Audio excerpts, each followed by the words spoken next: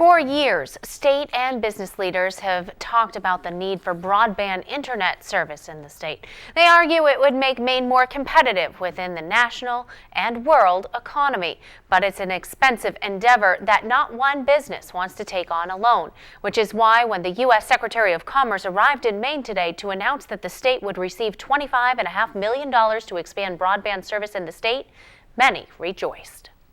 Remotely. I mean, you can do everything with the patient except touching the patient. The emergency physicians at Eastern Maine Medical Center have been using teletrauma for the past 3 years.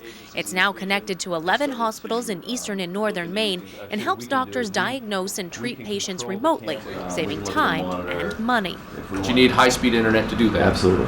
Hospital officials say the broadband internet service needed isn't cheap, which is why they were excited to hear Maine will be receiving $25.4 million to expand its broadband service statewide. This ability alone will provide more rapid care to critically injured patients while rendering unnecessary, expensive, and potentially dangerous medical helicopter flights.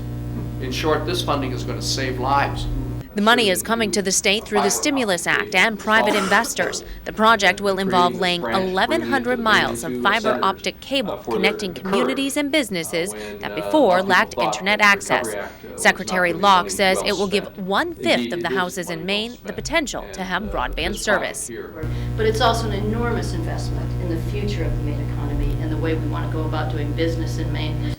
GWI, an internet company based in Biddeford, helped arrange this project, but it will be a new private company that will be in control and lease the cable to any interested internet company. When we do that, we will be competing with lots of other companies. There are about 10 companies that have said, yeah, you know, if you built that network, then we'd go out there and offer service in those areas too. Bringing broadband to areas where it wasn't before. And finally, Maine businesses that have lacked access to reliable high-speed internet access will be able to find customers or consumers for their products or services virtually. And physicians say it will help them connect with even more hospitals, giving them the ability to treat more patients from afar. Maine Fiber Company, the independent company that is overseeing this project, says fiber installation will start in the spring and the first customers will likely be able to go online in 9 to 12 months. They say they have already started to hire some people to do the work and will be hiring more come spring.